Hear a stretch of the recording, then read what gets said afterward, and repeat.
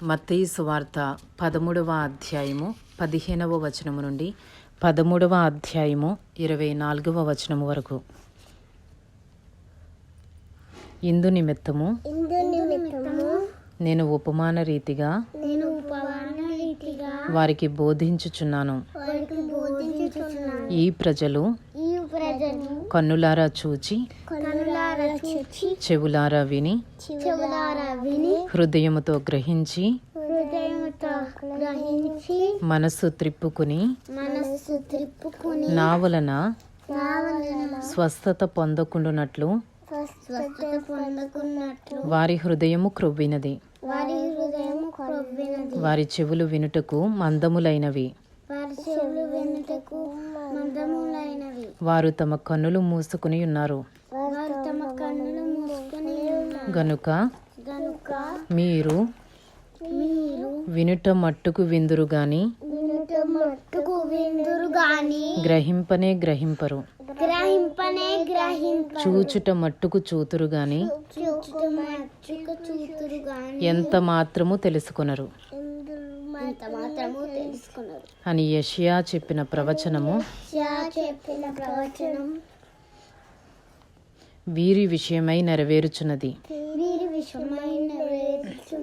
అయితే మీ కన్నులు చూచుచున్నవి గనుక అవి ధన్యములైనవి, మీ చెవులు వినుచున్నవి గనుక అవి ధన్యములైనవి.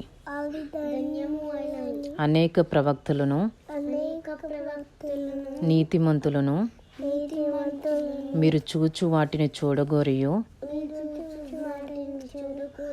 చూడకపోయిరి, మీరు విను వాటిని వినగోరియో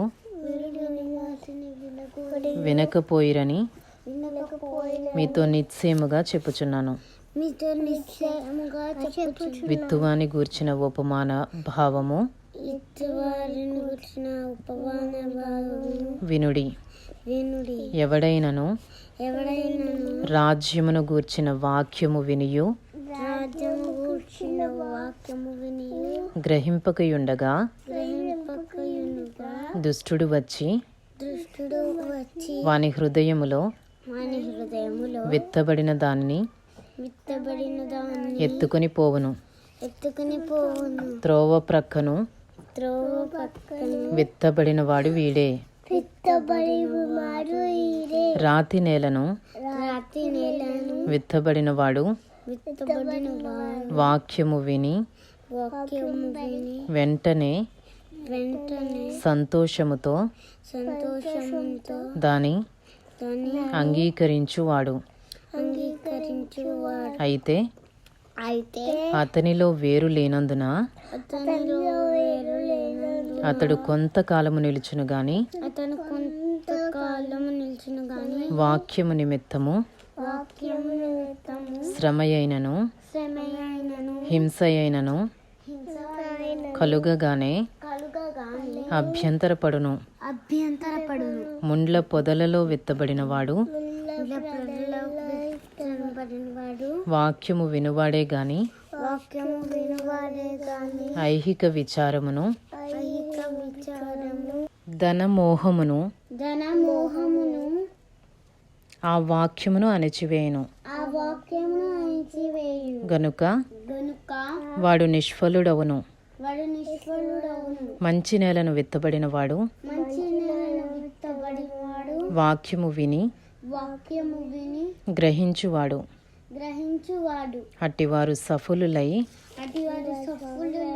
ఒకడు 100 ఒకడు 60 ఒకడు 30 ఫలించుననెను. ఆయన మరియొక ఉపమానము వారితో చెప్పెను. ఏమనగా పరలోక రాజ్యము తన పొలములో మంచి విత్తనము విత్తిన ఒక మనుషుని పోలియున్నది.